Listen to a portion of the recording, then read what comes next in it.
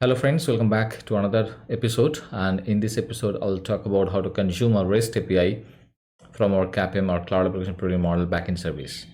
Now a few weeks back I created or published rather content where I explained how you can consume an OData API from your CAPM backend service.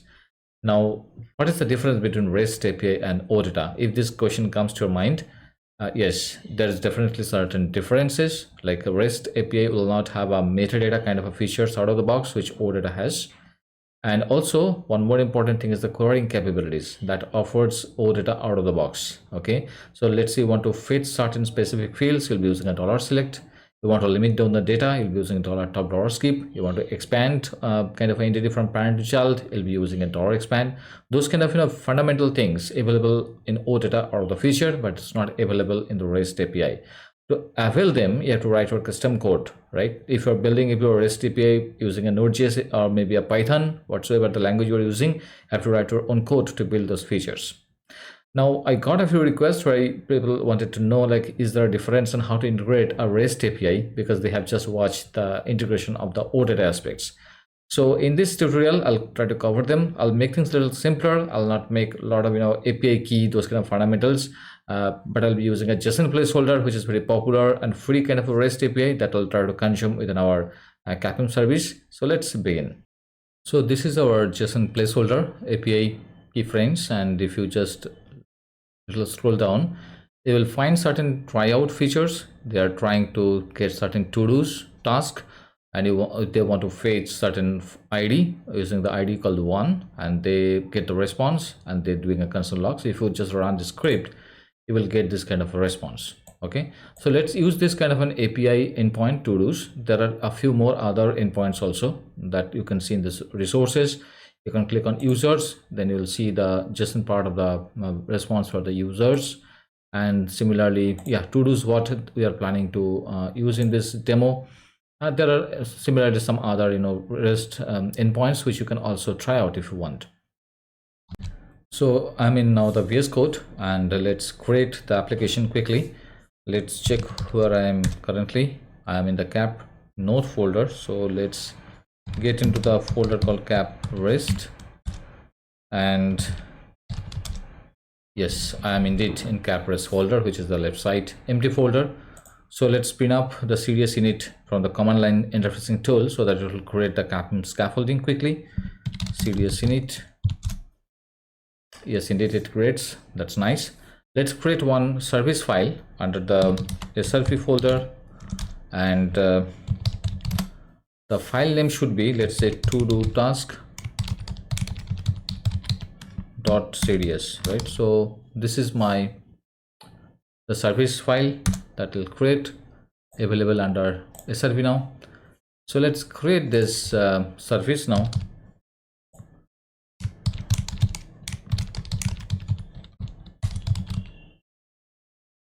Okay, we'll be creating two things. One is a function import, which will be responsible to get the to-do task list out of this REST API consumption, and another action kind of things will be creating, which will be responsible to create the task back to this REST API. Now the thing is, the creation will not work exactly because this is not allowed, but it will do kind of a simulation, and you'll get kind of an idea that how it works. Okay, that will be possible to watch. So to start it is a function called get to do's, right? And then it basically returns some array of kind of a schema structure for my get to do's. What will be, you can just go to this browser. This is our response was, so copy this and put back over here. But yeah, kind of this is a value, so we'll be actually creating our own schema, and the first one would be integer, right? And then its id will be also integer. Then you have something called title, that should be string, and completed, that should be what, boolean, correct? So with this basic schema, we can delete this kind of values, we don't need anymore. All right, make sure you just put this semicolon, otherwise it will complain. Also, we have seen in our browser that they are making a request with the IDs, right? So let's do that as well. we'll put id as the input parameter so that we can try fetching for a specific id, not the whole bunch if you want. Okay, and the next thing is the action property. So action and called create to-dos.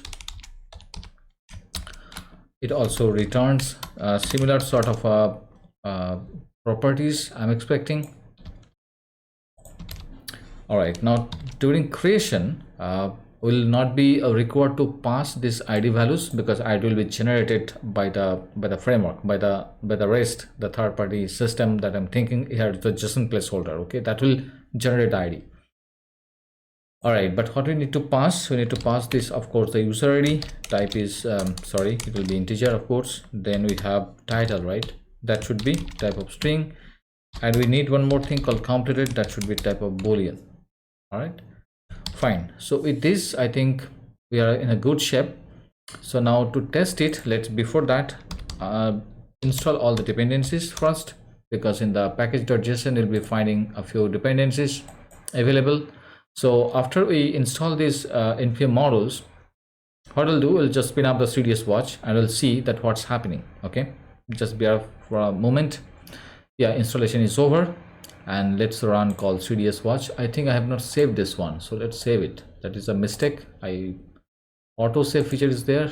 Auto save, let's turn on, because I have a habit not to save things.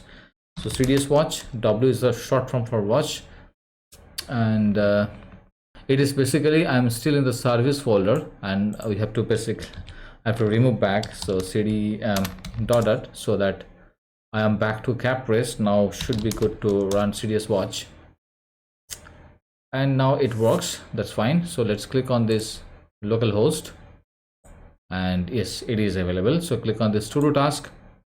Voila, there is no data, and that's because the integration is not yet done. Let's jump back to that VS Code and integrate this actual JSON placeholder API to-dos API with our CAPM. Okay, now let's figure out how to integrate this REST API with our CAPM service. Now I'll be using a simple way to kind of locally binding this REST API directly within the CAPM service. But in productive kind of an application, I ideally have to create certain destination, and you have to use the destination service which need to bind to that kind of a things I already explained in my previous episode, right? So you can just get an idea how to do that, but I'll make things simpler over here. So go to package.json, and what we want to do, we want to create a studious capabilities, and there will be using something called the records. And now to connect with this JSON placeholder API, you can create kind of a connection hook point. I can give anything, but I'll be preferred to give something called JSON placeholder, and there I'll be using a kind property, which is a REST in this case, and one more thing I'll be using called credentials. Okay, so that will take all the details like URL. It is URL, not URI, and the pointer would be particularly this one. Okay, paste it. I don't need this /, and we'll be using something called request timeout, and let's put 10,000 kind of. Okay, so this is a setup that will be doing it. And now the thing is, we have to use our the backend service logic to actually connect to this REST API. So for that, we'll be creating one more file under the same SRP folder, the same name. Okay, and we'll be using same name, so that way what will happen, it will be automatically recognized during the bootstrapping. Okay, otherwise we have to make certain separate linkage to connect to these two files. So let's do the simple only to do task service. Okay, same name, one is the CDS, another is the JS. That's all. So once we do that, what will happen is it connecting. You see the spin up started and the implementation already started recognizing this. All right, so we'll be taking the CDS over here to connect to this API. So it will be required, okay, and I'll be using SAP CDS. Then let's do module.exports, and I'll be creating a function, and this function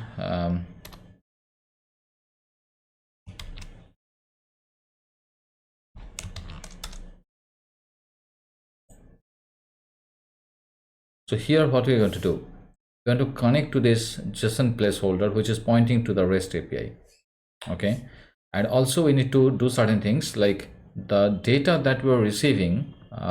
We may get request and response, we may get an ID while consuming this service, right?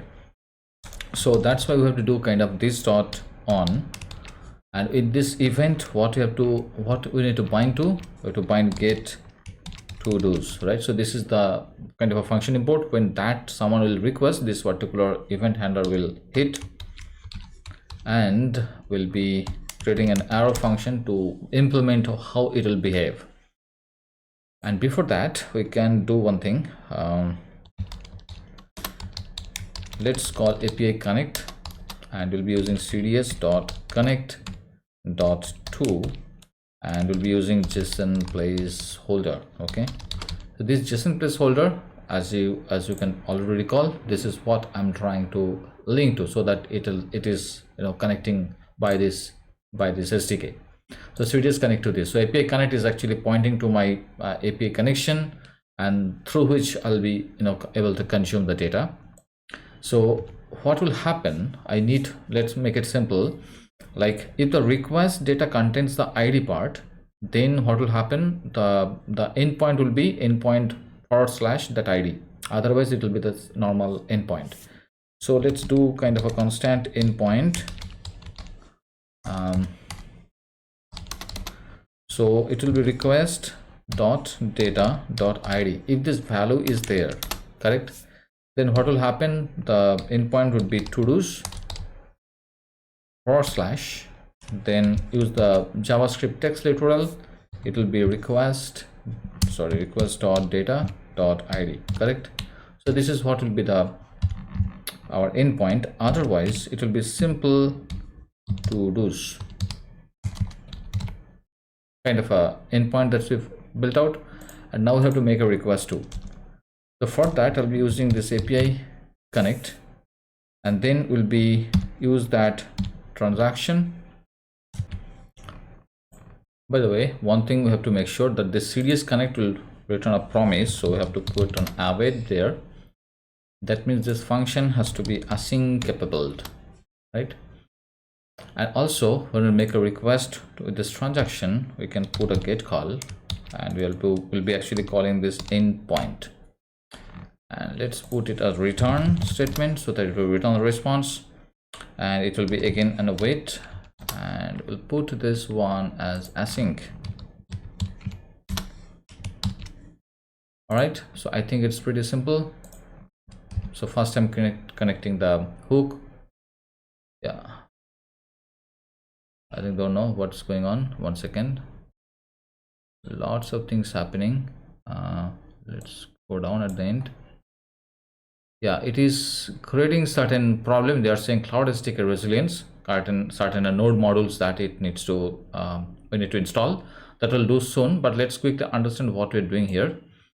The first thing is that I'm connecting my REST API with this CDS connect, and then I'm just having an on feature. When someone make a request to this get to this function import, it will try to figure out what will be the endpoint, and then it will make a request with a get command to get the data, which they will return eventually as a response. All right, now the second point was when I'll try to create something. So the same code I'll copy again, but in this case I don't need any ID to create, so that's why this endpoint is not needed eventually. Yeah, we can do like that. I don't need this one, so let's figure out directly this endpoint, copy. Yeah, endpoint will be like that, but it will be a post call, okay, not a get call. And Of course, the entity should be create to dos this time. And what the response you want, request dot data. Okay, whatever the data as a payload I'll pass to create the to do task, that same thing I want now to get it returned. So let's remove this, and I think we are good. So far so good. All right, so next what we want, it's giving lots of errors. That's not a problem, but we'll see what exactly it's looking for, this resilience. All right, so we are in another bash shell, so let's run npm install, sorry, and you will let me copy this one so that I know this is what we need to install. So let's copy, going here and paste this, so that way this installation is done, correct? And so voila, it is actually looks like no problem so far, but no, it is not done. I'm pretty sure it will create a trouble. So let's save all. I think everything is saved. That's nice, because auto save we have triggered. That's fantastic. So let's now test this one. For that, I'll be creating one file called test.http, because we'll be making certain post calls to the payload. So hence I'm creating this one. We can do testing through postman as well, whatever we feel. So let's host is actually localhost. It should be equal, and then port will be 4004, and then baseline should be, so baseline will be something like this. And now what we want to do, we want to create a get call, and let's try the get operation. The URL would be http, then host, then it will be port followed by this base, right? And after that, what we want to make this function import call get to dos with a parenthesis, and let's spin up this service behind the scenes, cds watch. So let's get it triggered. It is already listening to 4004. So if I make a request, what will happen? Oh, the local host is actually have to just typo error. So let's save it and make a request to, and it is saying that no function for get to dos, and that because in our service definition we already told that id is kind of a mandatory. What happened so far, as far as I know, the optional parameter doesn't work for the function import. So that's why we have to pass certain values over here. So what we can do, let's go for like id is equal to, let's say 1, the way we're doing. So let's click on send request. Okay, so now it is saying that it's no more complaining about that no function, but it gives me another dependency. So this is the http client to install now. So let's install this one as well, npm install this. And once we do that, what will happen? Of course, this kind of error is not supposed to appear. Let's wait for a moment. I'll let it get installed. So let's rerun this one. Okay, and try making a request to. Voila, it is working finally. It is giving me the id for 1 and all the details. If I change it to, let's say 10, and making a request, yeah, for the id 10 I'm getting the data. All right, so this is how the send request works. And if I want to create certain data, new data, so how it will happen, it will be like that. So which is a post call, and url should be similar this thing till this one we can copy, and then it will be create to dos, correct? Now header should be the type of my content, which is a payload rather, so it should be content type, and the header value I'm giving it as application JSON, and content is something like this. So let's copy this enter bunch of the right side content as a response, So this will be my payload. Let's assume I don't need to pass this ID. Okay, and I want to just call it a post from CAPM. And if I just make a request to, what will happen? I don't know. Let's see. Yeah, I'm getting a response. Now ID is actually recalculated with 201 and the title and all other values as we have passed as a payload. That's all. Okay, so this way you get certain idea about how to consume a REST API, and you can put your own improvisation and you can make more perfect. One more thing I wanted to do, let's do a little bit of debugging to understand how to debug, right, what things are happening. So we'll go to this our backend service, and we'll put a breakpoint where we want to. And in generic way, people do certain configuration, the launch configuration, etc., but I'll not do those complexities. Very simple. I'll put a breakpoint where I want my cursor to stop when the debugging occurs, or debugging starts rather, and I have to make sure this particular things is closed. I'm not going to run. And that is what you have to remember. Next is like go to this run and click on start debugging. So what will happen, this debugger will be spin up and it will be just ready for your making a request too. So go to this HTTP client, and now I'll just click on this send request. The moment I click on this send request, you see it automatically logs over here. Now this request data ID is actually containing the value called 10, and if I use this icon, the endpoint reframes like this 2 to 10, and if I just make a request to, yeah, this is what the response I'm getting. All right, so the quick debugging touch point, so you can quickly debug your any service file the way you want, the way I just shown. It is pretty easy, no need to go for those kind of configurations, but you can definitely do that if you want. Hope you like this discussion. Don't forget to hit the like button, subscribe my channel if you're not done yet, and soon we'll connect to the next episode. Till then, goodbye, take care.